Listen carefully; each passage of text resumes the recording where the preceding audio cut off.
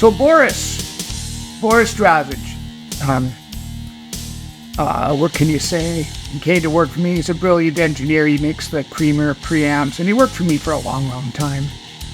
I remember the first gig he did was with Dr. Strangelove, and I said, was it good sound? No, he has an Eastern European accent. He goes, well, Dave, you know, the sound was not perfect by any means. But once the audience are drinking the alcoholic beverages and appreciating the ample bosoms of the girls, no one is concerned so much about the sound quality. So that was Dr. Strangelove, true to this day. And so he would fix stuff, and then one day it was something on my desk that said NFG. Oh, what does it mean, NFG? We all know what it means. Oh. So I came back the next day to work, and it was on my desk that said FG. So he had other terms like DFT, don't touch, and posh, piece of shit, for different gear. So at a certain point, he started fixing all his stuff. He couldn't not fix it. I said, you know, Boris, you fix that mixer, and it's only worth $100. So we made a deal. Whatever I would sell it for, he would get half. So he had one of those Boss, over half effect whenever it was a reverb.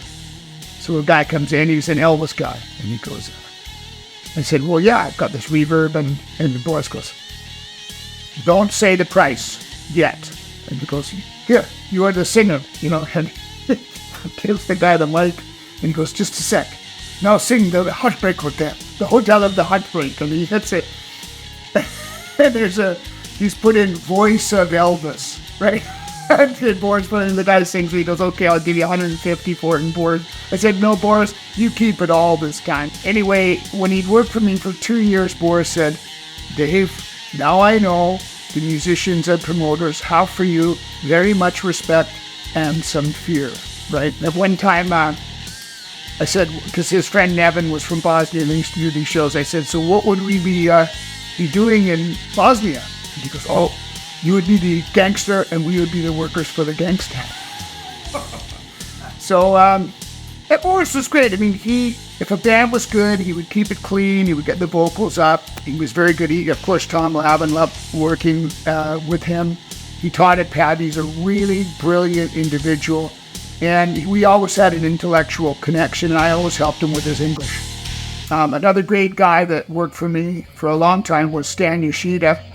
And he taught at Columbia Academy for, how do you explain how brilliant this guy was? So one time, one of the young guys working with me said, watch this. I said, well, you want to take a look at this amp?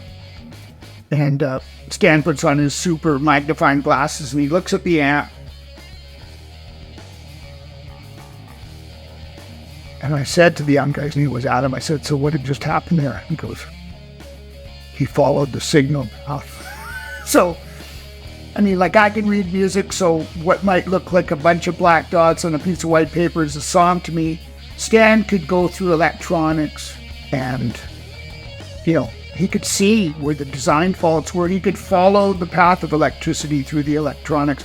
One time we had a Sony microphone. I think, Ken, you ended up buying it off me, and we were trying to make it work. There was another one like it, and we phoned late at night. We finally got through to some higher up at Sony, and he said, oh, where are you geographically located? I said, we're in Vancouver. He goes, you should speak to Stan Yoshida. So finally, Stan, I got all mad at Stan, because Stan just charged $50 an hour cash, whether he fixed something or not. Now, to be fair, he knew stuff that nobody else knew. I mean, just absolutely no question. But I said, man, it's just pretty hard to charge somebody for not fixing something. Anyway, he didn't fix anything for a few weeks, and he came in and he said, I got to talk to you. And he said, what's going on? And this is just before he moved to Kamloops to take care of his mom. I said, well, Stan, you charge too much. So here's our deal. I will give you money and broken stuff, and you will give it to me fixed, and you will never tell me how much you charge for each individual object. And he goes, that's our deal. We shook hands, and Stan was another word. So a few months later, I sent a compressor to the ERC, and I sent it to Stan, and he fixed it, and he brought it back to me, and I said, well, Stan, I need to know how much to charge Tim. He goes, we have our word. I can't do that. I said, well, what do I do? He says, go see Tim. It's all worked out. So I go see Tim. And I said, what's up? And I said, here's your compressor. And he goes, do you have that wad of money in your pocket with the elastic around it? I said, yeah. And he said, you counted it today? I said, no. He says, just give it to me. He goes to the other room. He goes, now you're paid for the compressor.